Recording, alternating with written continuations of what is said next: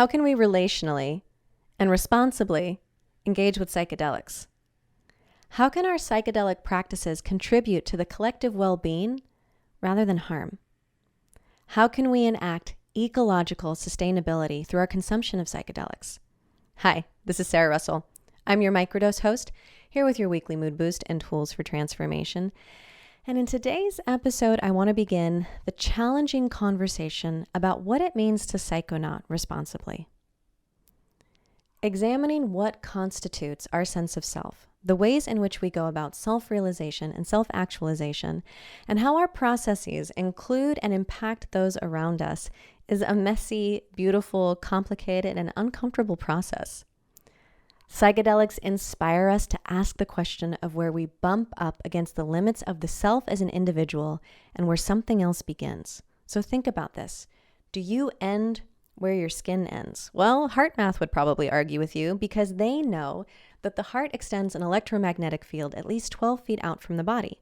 So is that the end of yourself, where your energy field ends? How do you even gauge where your energy field ends? So where do you end, and when do you actually start to become part of something bigger than yourself? And I was taking a workshop with Qigong teacher Roger Youngke, and he compared us to trees. So trees look like they're separate individual beings, and we're walking around looking like we're separate individual beings. But as he says, underneath there's an intricate, intimate, interconnected root system that binds us all together and shows us that we're actually part of a larger whole. Unfortunately, thanks to biopiracy, when we're talking about things like psychedelics, like indigenous plants, what tends to happen is first those substances are criminalized, then they're patented, then they create some kind of profit, which leads to a limited medical legalization for the haves, while actually doing incredible harm to the have-nots, those indigenous communities that made these sacred plants available to us in the first place. Looking at who gets access to unearned benefits and who bears the unearned costs of all this exploration can make us feel uncomfortable. We can feel guilty, defensive, confused, resentful, hopeless. We inherited dysfunctional systems. We did not invent them. And the immensity of the problems we're facing on the path towards liberation can be overwhelming to the point where we don't know what we can do as individuals. And here's the thing. We actually can't do it all as individuals. We need to join forces, band together, problem solve collectively, because this is bigger than any one of us, especially since a lot of us come to psychedelics because we're dealing with something, right? We're trying to heal from something. And so this idea that us in our fragile state, in our wounded state, in our state that's looking for like what the something more is, that then we're supposed to be individually responsible for coming up with a solution is idealistic, right? So we actually need to come together to have these kinds of conversations, to talk about what we can do to support all of us in this journey that we all love to be on so much together. And yet to get to that level of cooperation, there is individual work that we can do first on ourselves. And it's not easy, but it's deeply worthwhile. And y'all know I'm an Enneagram 8, which means I'm high conflict desire. And I would rather lay it all out on the table and have an honest but difficult conversation rather than sweep things under the rug.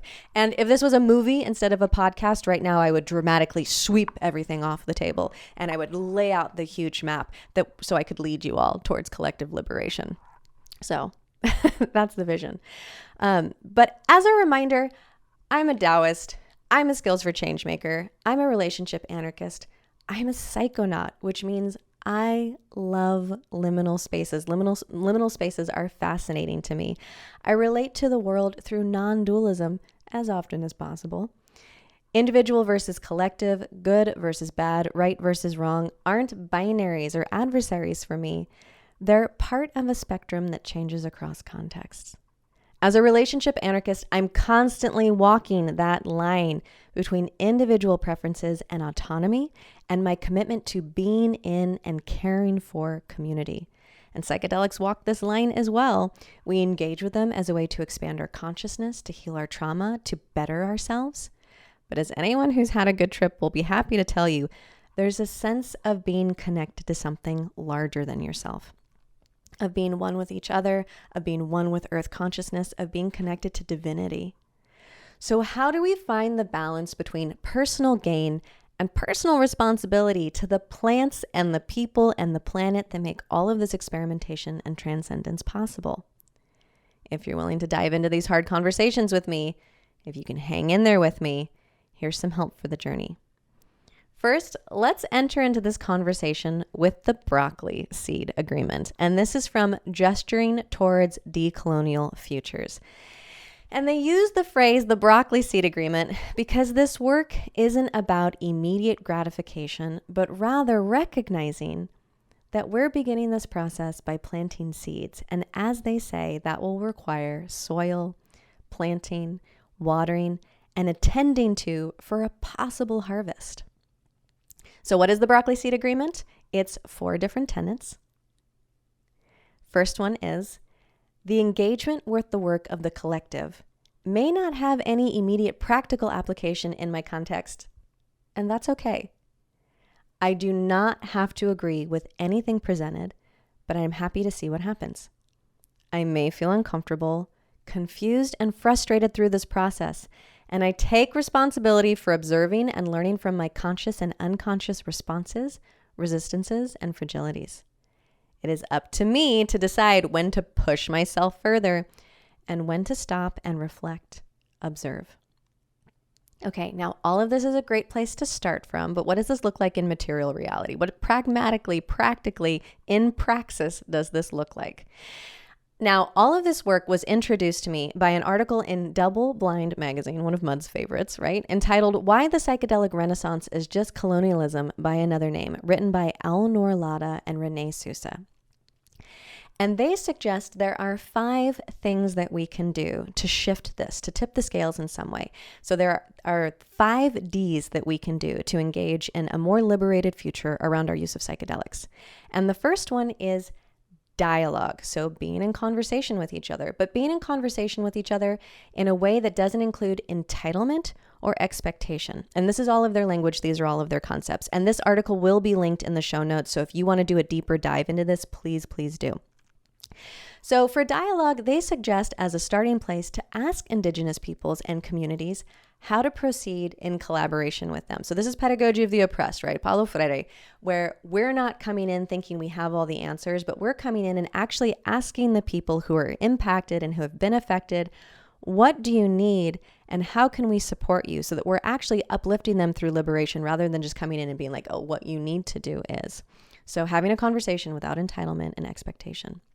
Number 2 is decommodification, which, as they say, requires reimagining both the borders of self and others. So again, this question that psychedelics asks us to explore, where do I end and you begin? We've imagined all of these nation states and false borders, and race is a social construct, and the gender binary is being dismantled as we speak. Like, how do we actually get into those gooey, liminal, like threshold kind of spaces with lots of curiosity?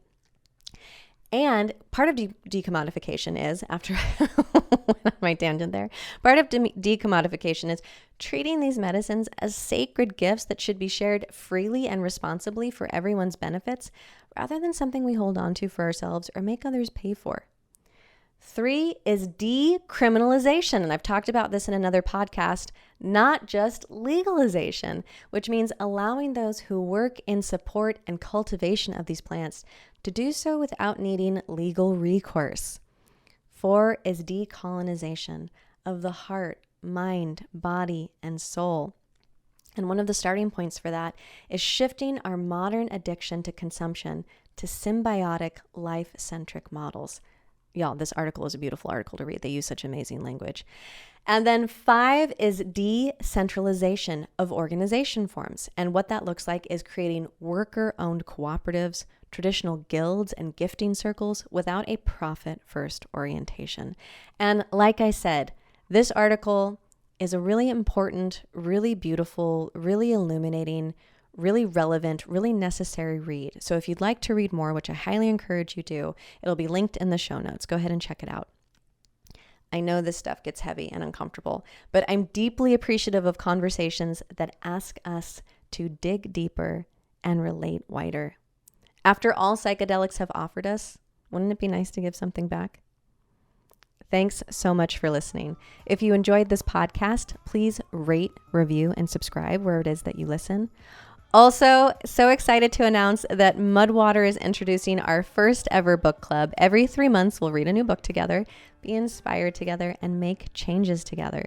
To celebrate Mud's purpose of creating healthy minds through healthy habits, the first book will be Atomic Habits by James Clear.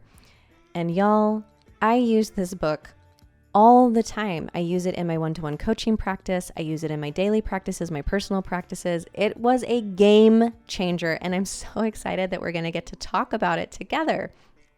Things kick off January 9th. Head to Mud's Instagram page at drinkmudwtr to sign up. Also, if you would like support in any of your relationships in any way, please send me an email or a voice memo to podcast@mudwtr.com. If you want, you can remain anonymous. You can also share your name with me if you like. But I'll answer your concerns on a future podcast so that you can get a little bit of free support with whatever it is that you're struggling with. Thanks for being here, y'all. Blessed journeying.